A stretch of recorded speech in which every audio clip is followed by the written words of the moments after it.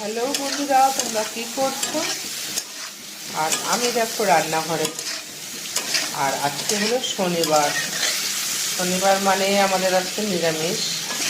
তা নিরামিষে কি রান্না করি নিরামিষ হলেই আমাদের মাথায় বাড়ি পড়ে।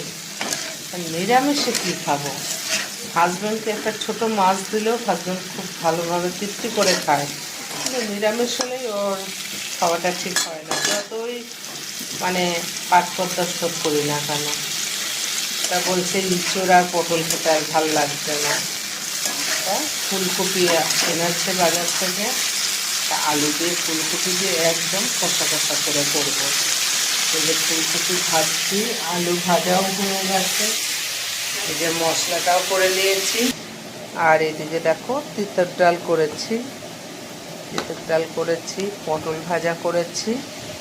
আর বাজার থেকে এই যে কুমড়ো ডাঁটা এনেছে। এবার এই দুটো রান্না করে হাজব্যান্ডকে ছেড়ে নেব, হাজব্যান্ডের দোকানে চলে যাবে। তারপর কুমড়ো ডাঁটা কেটে কুমড়ো ডাঁটার তরকারি করব। আর এদিকে দেখো, যেহেতু এই যে তিতর ডালটা রাতে খাবে না, কারণ আমরা রাতে তিতো খাই না, তাই এই ডাল দিয়ে এবার আম ডাল করব, আর সঙ্গে একটু বেগুনি ভাজবো।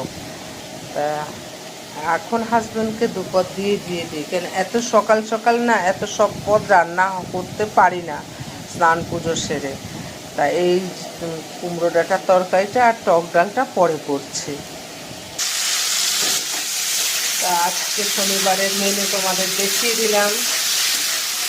তা চলো, এদিকে ভাতও হয়ে গেছে, ভাতের মার গেলে নিয়ে আবার একটু গ্যাসে বসিয়ে দিয়েছি।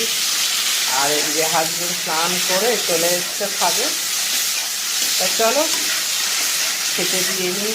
টাটা, ভালো থেকো, সুস্থ থেকো।